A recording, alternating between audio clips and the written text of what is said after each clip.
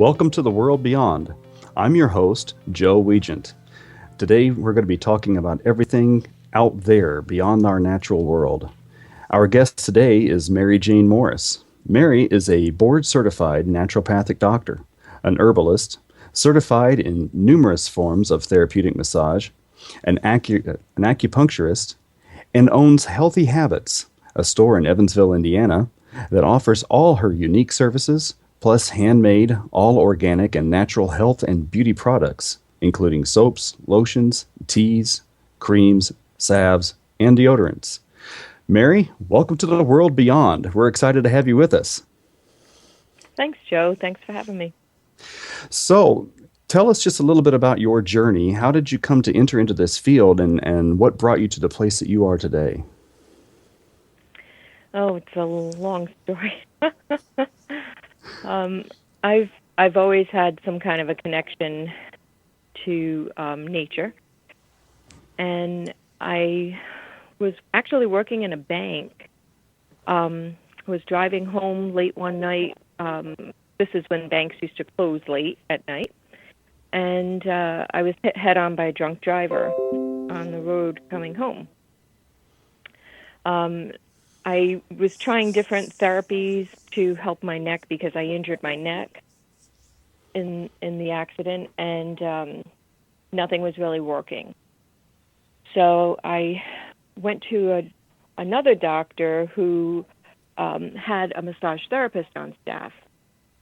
And this is, 30 years ago when massage therapy had a very negative connotation attached to it.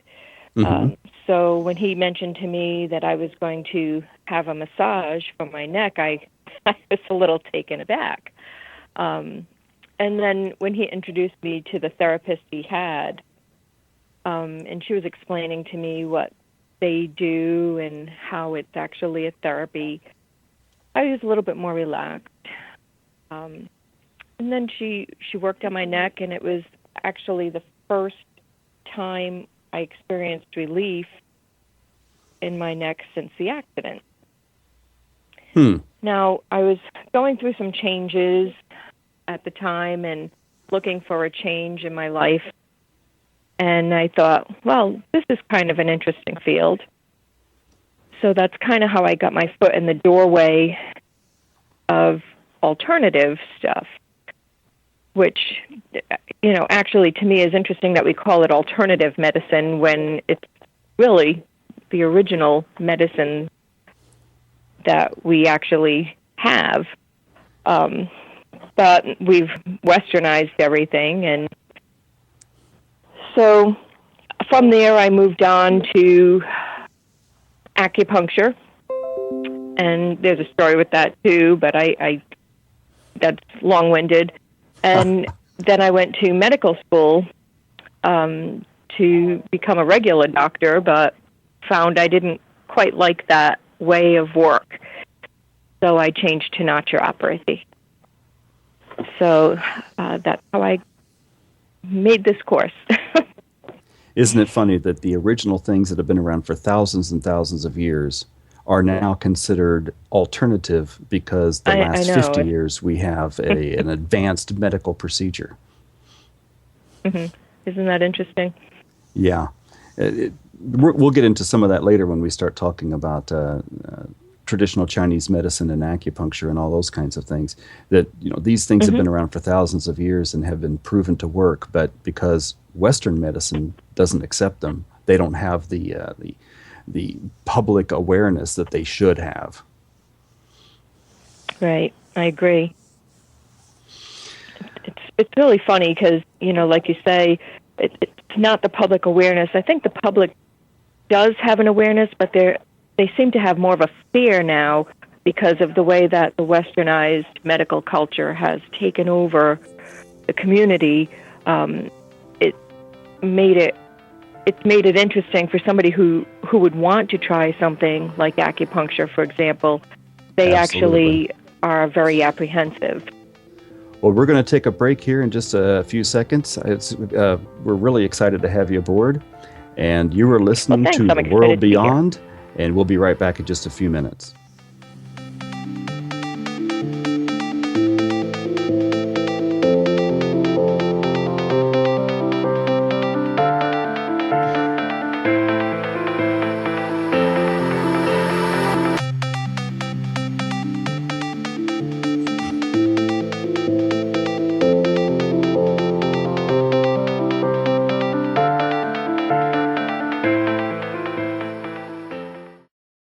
Welcome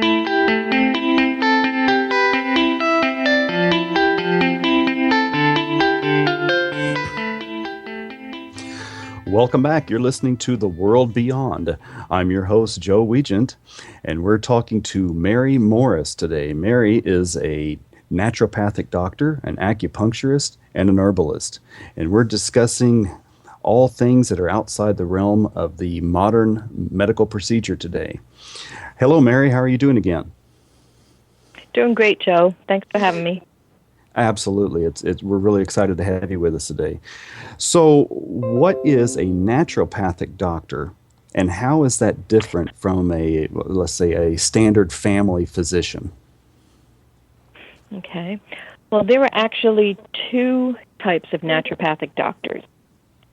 One is actually a medical doctor, an MD, who goes through a program where they learn about herbs and acupuncture and some natural remedies.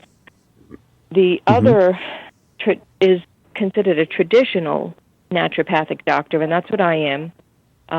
We don't go through the medical school part of training. We still have to start with some of the medical school training, but we switch off completely and then go just the natural route. So we learn about body work, we learn about acupuncture, herbal therapies, homeopathic, Ayurvedic, a whole gamut of naturopathic or natural modalities. What we do that's different than a traditional doctor is that we do not prescribe pharmaceutical medications or perform surgical procedures. So we like to do more preventive type of stuff than working on symptoms. Oh, absolutely. Because if you can stop the problem from happening, you don't have to go back and try to, correct a problem that's already taken hold. Right. And the other difference, too, is when someone does come to us with a symptom, instead of just saying, okay, well, here, let's do this and mask that symptom, we try to look for the cause. Absolutely. So I think most of us here in North America understand what it's like to go to a family physician. You go in and you give a medical history. You have to provide an insurance, and then you see the doctor about whatever issue is going on, and he will either send you to a specialist or try to prescribe some kind of a medications. How is it different when someone goes to a naturopathic doctor? Well, when you go to a medical doctor, a traditional Western medical doctor, the way that our system is set up is it's designed around the insurance that the person has. And that's the sad thing. So when you call to schedule an appointment, one of the first things that you'll be asked is what type of insurance do you have? And then what that does is it allows the physician to understand how long they can actually work with you and what they can actually recommend for you. Because some insurances will not allow certain types of therapies or certain treatments or even some tests to be done. The difference between that type of physician and what I do is if someone comes to me, I will sit with them and do a complete evaluation. Sometimes that evaluation will take 2 hours. And I go through their whole health history, and we try to find out exactly what's going on and what would best work for that person. And so it's a little bit more of a lengthy process. It's not a quick fix, where if most people who go to a medical doctor, a Western medical doctor, are expecting to leave with some kind of a prescription to help with their conflict, whatever it is that's bothering them, when they come to me, they get more recommendations to try to make lifestyle changes or foods that they may need to help balance digestive issues that they have, instead of me just giving them a prescription for something and say, try this. I've noticed that is the one of the major differences is that people who go to seek Western medical intervention are often looking for a quick pill or some other kind of procedure that will not force them to try to make a lifestyle change, whether it's dietary or thought process or any other kind of exercise change. But they want to still live the lives that got them into that situation, but they just want the pill to make the symptom go away so they can still keep living the damaging lifestyles that they've lived up to that point. Mm-hmm. Yeah, and they a lot of them don't even recognize that that's what they're doing. And then they'll go back again if that medicine doesn't work, and they go back again and get another one and get another one. Instead of making the change that they need in the first place, which would alleviate the whole symptom. So add to that the fact that if you prescribe one pharmaceutical, it creates side effects that then have to be treated with some other kind of pill. And next thing you know, you're taking 17 pills and you still haven't treated the original problem yet. It's almost like a game. It is almost like a game. Absolutely. And what I don't like too about the pharmaceutical industry is they'll make a pill and say it's a 500 milligram pill. And that pill will be given to every person, regardless of whether they're male or female, regardless of their age, regardless of what they have going on with them. And that 500 milligram dose may be good for some people, but for others, they may need 200 milligrams or 700 milligrams. So it's not a specific result, but people will take it. So it's one of the things that really interests me, because if you're going to give a prescription to somebody, it should be for that person, and not just written off of a pad and handed to them and said, okay, here, go get this. Have you noticed in your time years ago it used to be that way. Practicing naturopathy? Where... Go ahead. Go ahead, I'm sorry. I was just going to ask you, in your time that you've been doing this professionally, have you noticed that people are more apt to argue or question your advice where they wouldn't even hesitate to follow the advice of a white coat doctor that just basically scribbled something on a notepad and handed them a pill?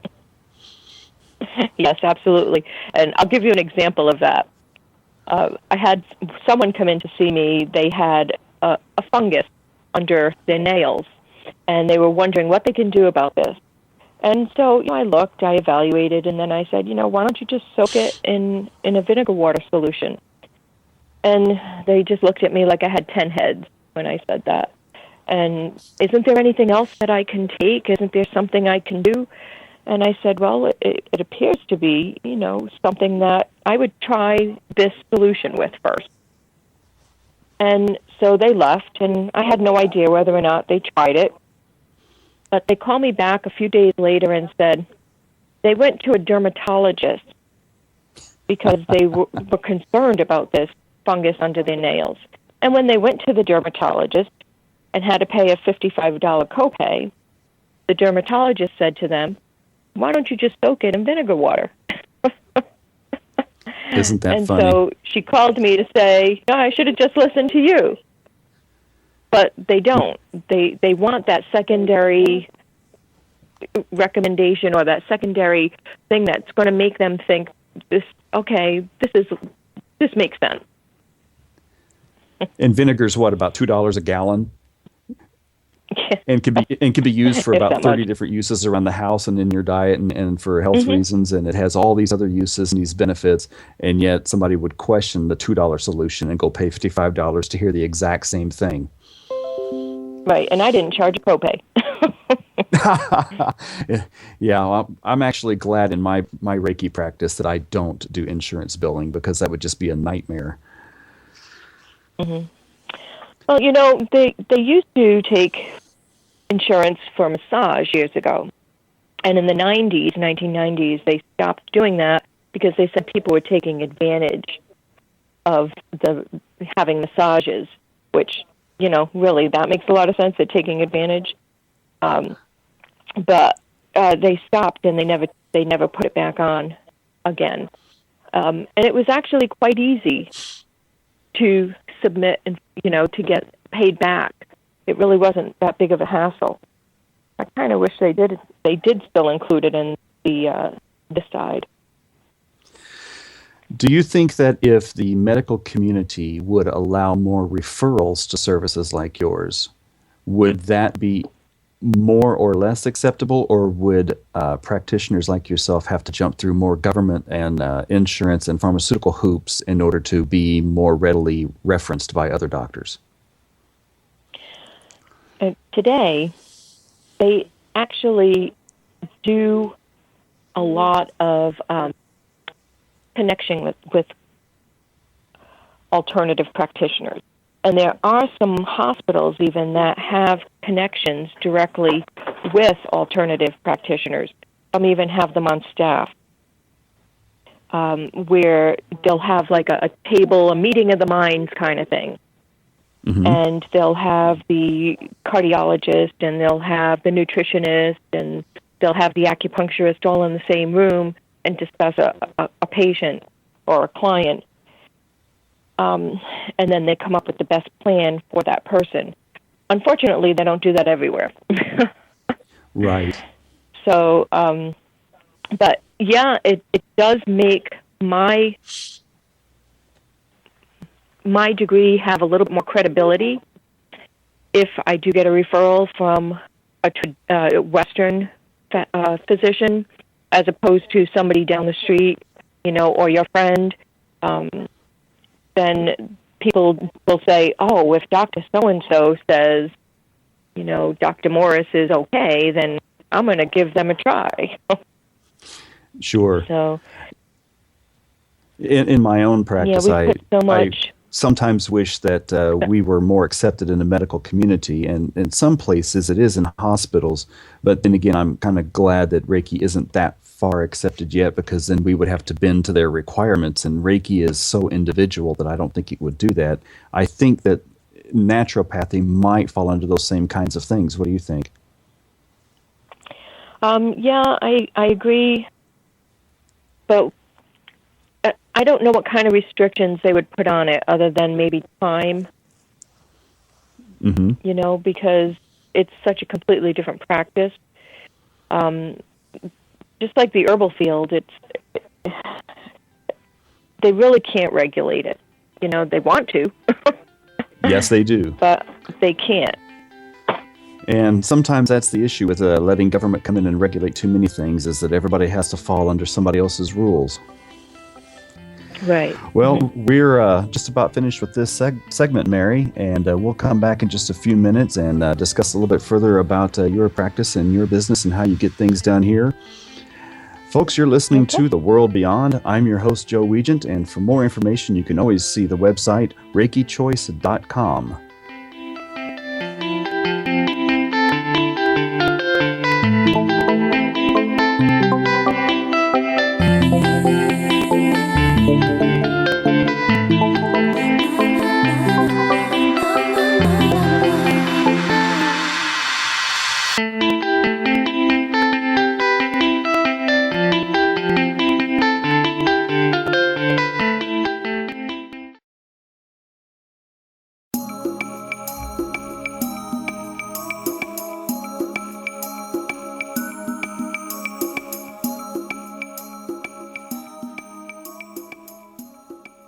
Welcome back. You're listening to The World Beyond. I'm your host, Joe Weigant, and today our special guest is Mary Morris, who is a certified naturopathic doctor, an herbalist, and a massage therapist, and she owns Healthy Habits, a store in Evansville, Indiana that offers unique, handmade, organic health and beauty products. Welcome back, Mary. Thanks, Joe. I want to get into acupuncture here for just a moment. I've had this done a couple of times, and it was extremely effective for me. Can you give us just a example of how it works. I know about the meridians, and I know about a little bit about traditional Chinese medicine, but how does the act of placing needles on the pressure points actually restore health? Well, it's interesting. It's not exactly known how it works, but what's even more interesting is you don't have to just put needles on the point. With acupuncture, it could be done with a number of modalities. You can do ice, you can do heat on the spot, you can do electric current, or the needles, which is the traditional way that most people are familiar with. But what happens with acupuncture is the whole premise is that the body is electrically charged. We actually give off 1.5 volts of electricity. So if you hold a light bulb in your hand and you stand next to an open electrical circuit, the light bulb should light up. It might be dull, but it'll have a light. So keeping that in mind, if you know anything about electricity and how it works, electricity travels in a current, and there's a circuit that carries that current. And it's either a direct or an alternating current. So we have, and it's measurable, 14 major energy flows that go through our system at any time that they call meridians, and you're aware of this. But the belief is that by stimulating certain points on these meridians, that it'll bring balance back to the meridian if the flow is not going the way it's supposed to. And the way that these points have been found, they've been measured actually with electrical devices that prove that they're there. But how did they know this 20,000 years ago? That's the big thing. How did they figure this out? It's amazing when you think about it. But what happens when you stimulate these points, either with tapping or pressure or ice or heat or electric current or needle, it actually will either draw energy to that point if the point is deficient, or it will deflect energy away if the point is overly in excess or overly excited. And again, they don't know exactly how it works and how the body knows to make it happen, but it does. It's pretty cool stuff. It really is. It's fascinating. I've been studying martial arts since 1987, and we use the meridian theory in order to use the kata that was developed hundreds of years ago. Those katas actually mapped out what points to strike or what points to manipulate to create the effect we want to create in an opponent. And they were using this theory, 1,000, 2,000 years ago to fight out on the battlefield. They knew where to strike and what to do and what to hit, and they used the same system that's used for health and well-being and wellness to win a fight or to disable an opponent. And it's just amazing that they knew that much so long ago, and yet we still can't bring this to the West and get people to understand how this system works. Well, I think that's only because since traditional Western medicine has come into the light, they've really disbanded anything else, making it seem like it's voodoo magic or whatever. It's just not acceptable any longer in our society, or it's so what's the word I'm looking for? It's just so ancient that it's not something that we should use anymore. We need to do something more modern. So it's interesting that we've gotten away from these traditional medicines. Absolutely. It goes right back to what we were talking about before about having to take, make lifestyle changes in order to affect health, as opposed to still living in the damaging way that we were living, but just taking a pill to mask the symptoms. Knowing about the meridians and the pressure points and knowing about energy kind of almost begs us to change our lifestyles to live a better life in order to achieve better health. Hmm.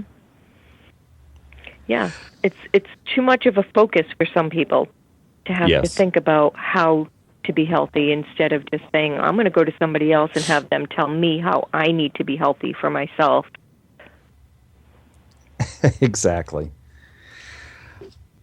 So, in my practice of Reiki, I've learned that oftentimes the real cause of the physical ailment is an emotional aspect. And I believe Hmm. Deepak Chopra even wrote in one of his books on energy healing that 85% of our physical ailments can trace their roots back to unresolved emotional issues. And I've found Hmm. this in my practice. Have you also found this in your work? Yeah, absolutely. And it's amazing because there's there's been some people who've come to me with certain symptoms, and after talking for a while where they don't disclose something, I might kind of say something like, "Oh, have you experienced anything like this in the past few months or the past year?" And they'll say, "Yeah," and almost surprised. And it's amazing how you can actually make yourself not well, um, just from a perception of something or by a negativity, thinking something negatively, or not letting go of something. So interesting. Do do you think that people hold on to some of these negative emotional aspects because they either fear expressing those things, or is it a fear of having to go back and revisit that painful memory in order to forgive that event, whether or not the person that caused the harm is actually in front of them or not? But is it the quality of just dealing with the event in a healthy way, or is it they refuse to deal with the situation, or are they holding on to the blame for that situation? What do you think causes our emotions to run rampant that way? Well, I think it's a little bit of both, and actually even more components to be maybe added into that. But you got to figure that sometimes a person is afraid of the unknown, Hmm. so they know that how they feel under these circumstances, and they're afraid to maybe feel how they would be if that wasn't there. I've also experienced that. Yes, So good that could be point. one reason why they don't want to let go. Hmm. But there's a lot of reasons that a person won't let go of something. And yes, fear is huge. It's at least in my understanding and my belief. Hmm. And then, they can make themselves to the point that the body gets so destructed internally, externally, that sometimes there's no return. Hmm. Well, we as humans store our emotions and oftentimes experience these emotions through our gut. That's where the old saying's a gut feeling, or I can feel it in my gut. Hmm. Sometimes we just know things in our gut, but also we experience fear and dread and anger and all these other kinds of things Hmm. in our gut. And our gut is Hmm. where the immune system is. And a lot of these Hmm. chronic diseases that people are experiencing today in modern world all trace their roots back to an overactive or an underactive immune system. They're all, Hmm. autoimmune deficiency symptoms. So, have you found that people who hang on to certain emotions or tend not to let go to the trauma of certain events in their lives tend to wind up experiencing some of these major difficulties? Yes, a lot of people will have digestive issues for sure.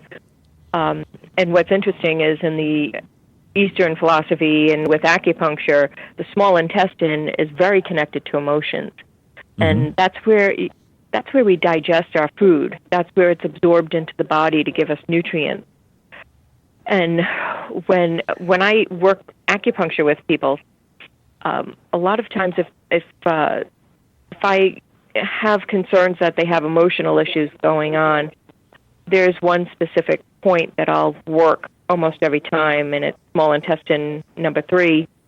And then if they are experiencing a lot of emotional stuff going on, I'll find that that point is very sensitive on them every single time. And it's interesting, and that is, again, it's a small intestine point. So it's digestive, it's absorption, it's nutrition, it's where we get our food absorbed and sent through the system, and our vitamins and minerals. That's where we absorb everything, and that's also where we hold all of our emotions. So it's really interesting. So on one level, the small intestine processes food, but on another level entirely, it processes events and emotions. Right, or it holds on to. Mm-hmm. Yeah. And it's one of the first places that I look to when I'm treating someone who I feel, like I said, is emotionally distracted. Mm-hmm. Then I'll definitely do those acupuncture points. Are there things that you can tell people that would alert them to the idea that their conditions aren't entirely physical, but may have a deeper emotional construct?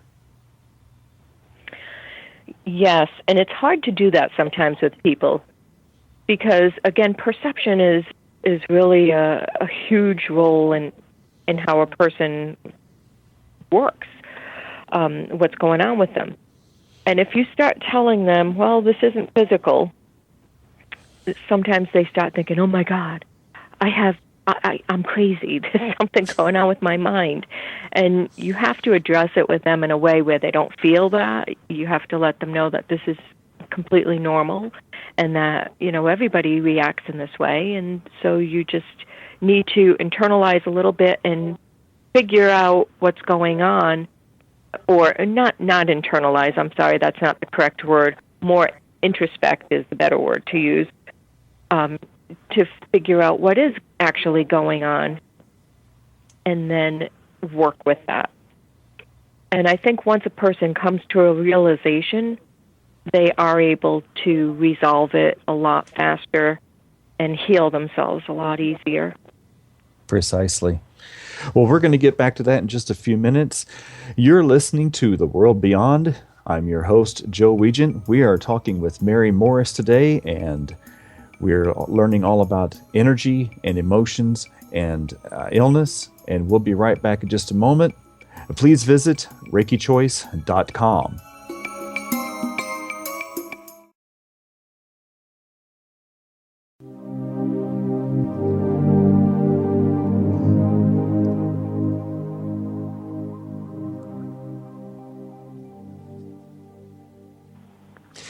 Welcome back. You're listening to The World Beyond. I'm your host, Joe Weigant. Today we're talking to Mary Jane Morris, and we're talking about emotions and health. Mary, whenever you're working with somebody in a therapeutic massage session, how can you determine some of these things that we've been talking about, how emotions are carried in the body, how they're stored in the body, and how they can affect health and well-being? Can you pick up on this when you're actually doing massage, and how can you alleviate some of those things through that practice? Yeah, you can pick up on that stuff.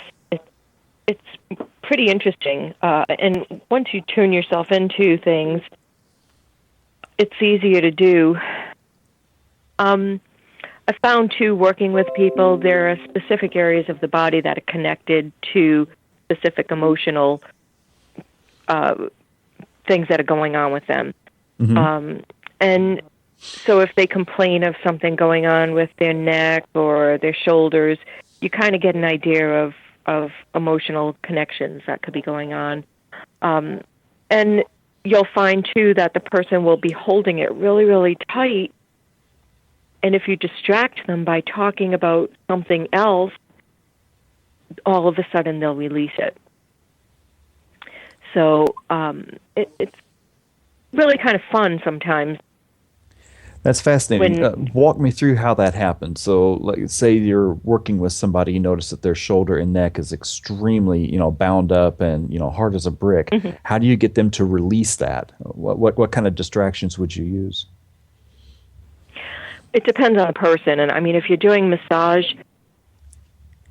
some people like to be really quiet during the massage and just relax and allow themselves to absorb in, excuse me, what what you're doing, working on the specific area. Mm-hmm. So they will, if they're in tune enough with their own body, they'll allow it to relax themselves. But then there's others that just hold it really, really tight, and you have to do something like physically jostle the muscle really gently, almost like you're rocking their body, Mm-hmm. and you can just watch the muscle relax as you're doing that. So, there's different techniques and different things that you would do, and a lot of it is dependent on the person and what's really going on with them and whether or not they're open enough to releasing. Whenever you're working with somebody and you find out that they're not ready or prepared to talk about the emotional causes for some of their physical ailments, or they're not willing to release or let go of some of these things that you're seeing in your work, indicating tight muscles or stiff joints or something like that, do you just wait for the next session to go about that? Do you put those conversations off for a while, or do you just continue on with another location and just assume that they'll get to it eventually? No, sometimes if I'm working with someone and I find that they're not releasing, and I know that it's an emotional connection, I may recommend to them that they try meditation techniques, and I give them specific examples of things that they can do to try and help make that connection in their own mind, Mm-hmm. and then teach them muscle relaxation techniques. Or I would even show them some stretches to just help them. And if it's an emotional connection, that person has to make that realization at some point in order to release it completely. So am I going to say to them, oh, I think you're fighting with your husband, and that's what's causing this? They know they're fighting with their husband, and that's what's causing that. It's just a matter of them recognizing it in their own mind and then releasing it. So you can't necessarily just say to the person, you need to work on this emotional part in order to release that. Absolutely. And then some people are open to that. Yeah, some people just simply don't want to be confronted with, how much you're picking up on them. Right. And some will get embarrassed saying, oh, you recognized that, and how could I let that slip away from me, that really secretive, private moment in my own head. So. Yeah, just whenever people think that they're holding down their emotions and holding down their responses to things, they realize that they're more transparent than what they thought ahead. Mm-hmm. Now with Reiki, it's different. You make a different connection with people. Yes, I do. And I have had to teach myself over the years that I need to wait until I have a better relationship with my client and they have let me know when they're ready to open up about certain things, because confronting people with what I see too early has it's prevented a lot of rescheduling.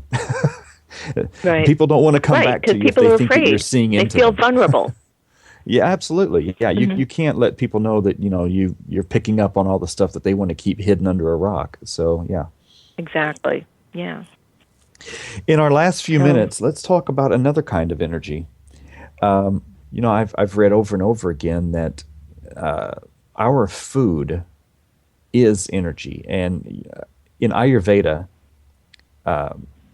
the energy that we're talking about is called prana. And real food has prana, and they try to incorporate real food into their diet. And all over the world, they try to incorporate real food into a diet because of its energy. And not just its chemical energy. Whenever you break it down, you're getting so many vitamins and so many macronutrients, but the actual real energy, the the prana, life energy, life force in the food. How can choosing those kinds of foods benefit our health and our wellness? The Ayurvedic principles are very specific, and there's 4 basic types of Ayurvedic personality, and then there are some combinations where a person could be a few of this or a little bit of this and a little bit of that, and so they're combined doshas. But what's interesting is a lot of that you can look in the books and try and categorize it that way, but the best way is through trial and error and see what really works for you and works for your own body. But everything has energy. We are a ball of energy. We're a very intricate machine, and it's run by energy. And food fuels it just like gasoline fuels a car. So it's interesting how we'll choose what we put into this machine to fuel it, and knowing that eating the carrot is going to be better than having that French fry or that piece of candy, but how many times will we reach for the French fry or the piece of candy as opposed to the carrot first? You know, and then if we may have ill health experiences because of it, and we don't make the connection. But there is a vibration to everything, just like like you were saying with food having energy, there's a specific vibration to it, and some things are really good for us and some are not, and we have to make ourselves more aware of what they are. We have to figure out how to make ourselves more aware to know what is good for us and what is not. One really cool thing about energy, and I always like to use Helen Keller as an example of this, because she was blind, she was deaf, she had a very difficult time communicating until Annie Sullivan took her under her wing and taught her how to be aware without having to see or hear. And Helen Keller was found to be able to navigate through a space after she learned to become aware. She could navigate through a room that she had never been in before, that had obstacles everywhere, and she could tell you exactly how big it was, what the shape was, what the color was, by the vibration that it gave. So it's one of the things that we somehow have lost the ability to recognize is the connection of energy with things, and how we have control of that too. We have control of what we're putting in our body, for example, and what we would get out of that by putting that into our body. But yet we still make negative choices. Yes, we do. And it's so easy because, we can go down to the grocery and look in the freezer section, and there's a complete meal in a box. And all I have to do is take that meal from the cold box and stick it in the hot box and nuke it for a little while. And hey, that meal says it's got carrots and it's got green beans and it says it's got potatoes in it. But is it the same thing as really eating a real carrot and real green beans and real potatoes? Yeah, we've lost so much of that. And partly because we don't have to make our own food anymore. We don't have to grow it. We don't have to prepare it like they did, hundreds of years ago. We don't have to make our own flour. We, like you said, can go to the grocery store and purchase what we want in a bag. Yes. So we seem to have simplified things, but at the same time, we've made it much more difficult for ourselves. Absolutely. I read somewhere, and I try to stick with this, that if it wasn't food 100 years ago, it's not food today. And I think if we all took a little bit more stock in that, I think we'd be better off. I agree. Well, Mary, I appreciate you coming on the show today. It has been a pleasure and an honor to have you here. We've really enjoyed your visit, and I wish you well in the future. Thanks for having me, Joe. Well, that's it for our show today, folks. You are listening to The World Beyond. I am your host, Joe Weigant. You can always visit the website reikichoice.com, and we'll see you again next time. Thank you for tuning in.